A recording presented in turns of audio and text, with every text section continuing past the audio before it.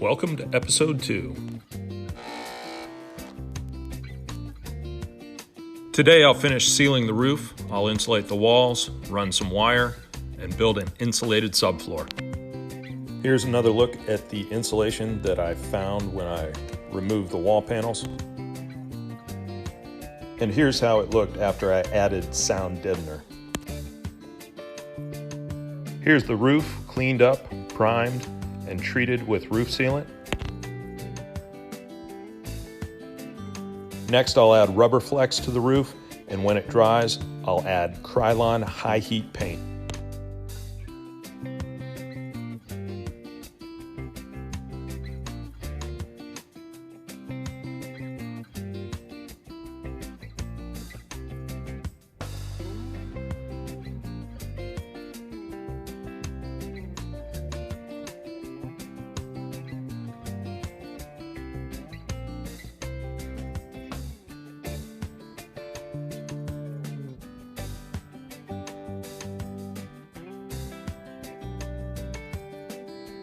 Now I'm insulating the van with Reflectix and XPS board. The XPS is easy to cut with a utility knife and it breaks easily. It also has some water resistant properties that are better than the other styrofoam board products.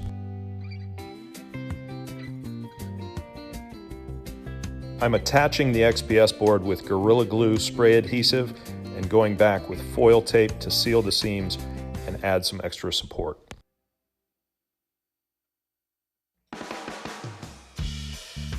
Now I'm removing the headliner so I can install Reflectix above it. There's some other great videos out there that give you the step-by-step. One thing I'd recommend here though is always take a before picture at each stage so you know how to reassemble everything.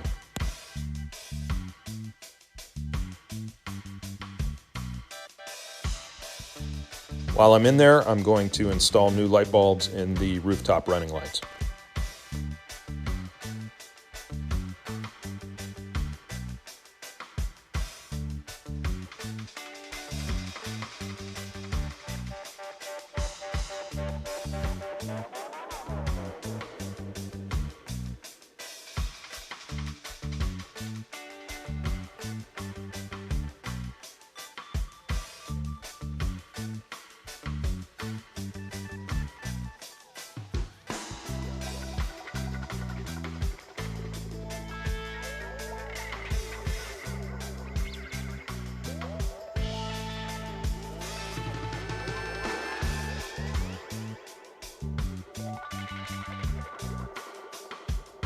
Onto the insulation. And I kind of lied in the last video. I am going to use Reflectix against the skin of the vehicle since I had so much left over from the teardown.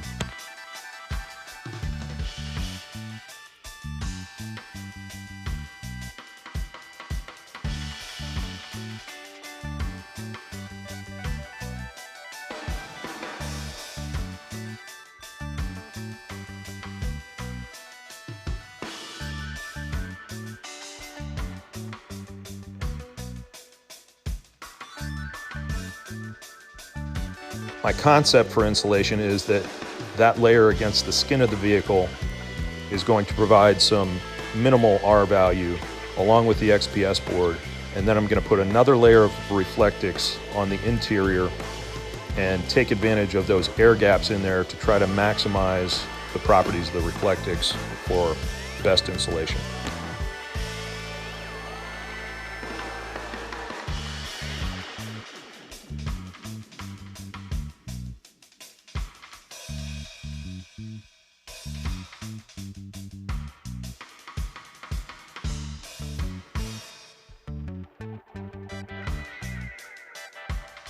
Here I'm running the wire.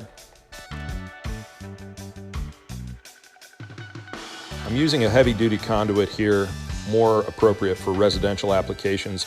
I'd recommend the thinner corrugated stuff for inside a van, just because it's so much easier to work with. I used 14 gauge stranded wire here. Later I'm going to run some 12 gauge stranded in case I want to put in a fridge at a later point. I'm temporarily attaching the wire to the roof with zip ties And later I'll come back and permanently attach that and run some additional conduit to protect that wire.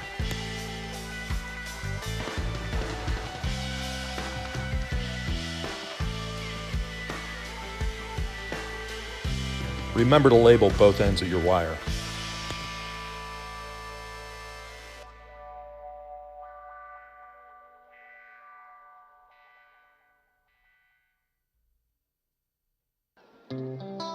Now I'll go back with some spray foam, but for this application I want the window and door version since it is minimally expanding relative to the regular spray foam.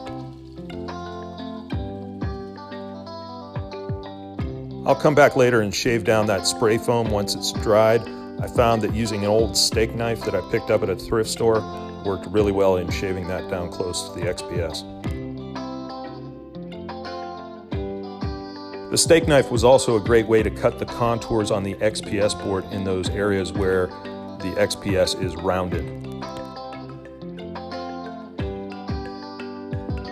Next, I'll rip the boards for the subfloor. These are 2x3s that I'm ripping in half. If you don't have a table saw or you don't want to go through the trouble of ripping the boards, go ahead and try the 2x2s. They should work for this purpose.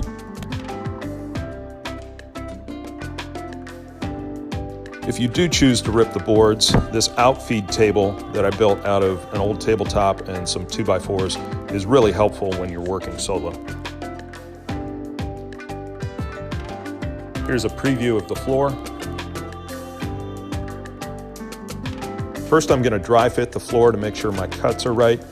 Then I will assemble it in 3 separate pieces so that I can remove them later because I want to install a passenger seat in the rear of the van.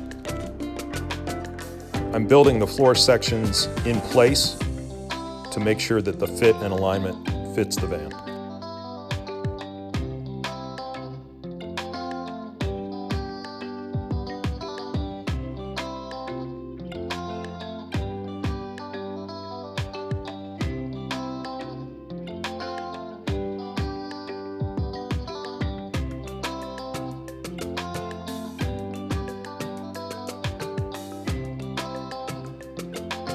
Here's a track saw jig that I built out of 2 pieces of 1/4-inch plywood to help line up my straight cuts.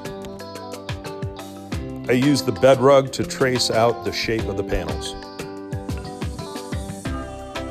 I'll use a jigsaw and a circular saw to get my cuts as close as possible.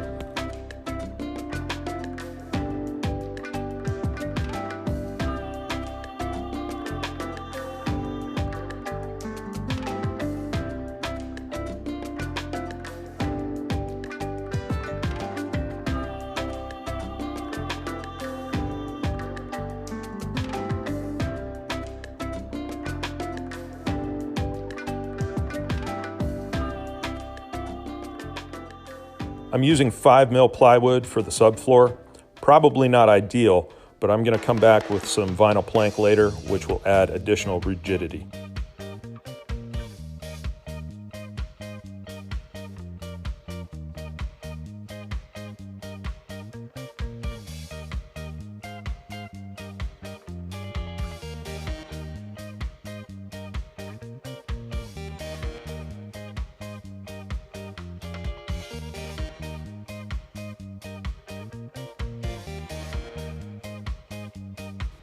After I build the floor panels and dry fit the subfloor sections, I'm going to remove it all and install the bed rug and replace those over top.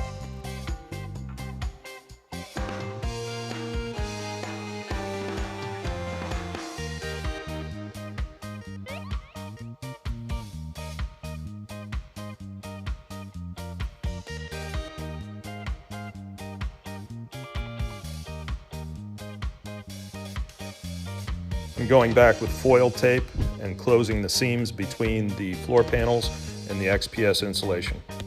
The 3M cold weather tape worked best with this insulation sealing. Then I moved on to the 3M 3500 when they ran out of cold weather tape.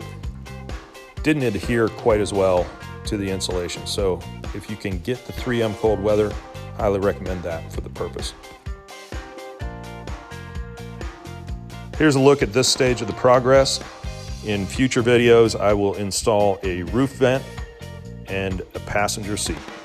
Thanks for watching. Come back and check out the next one.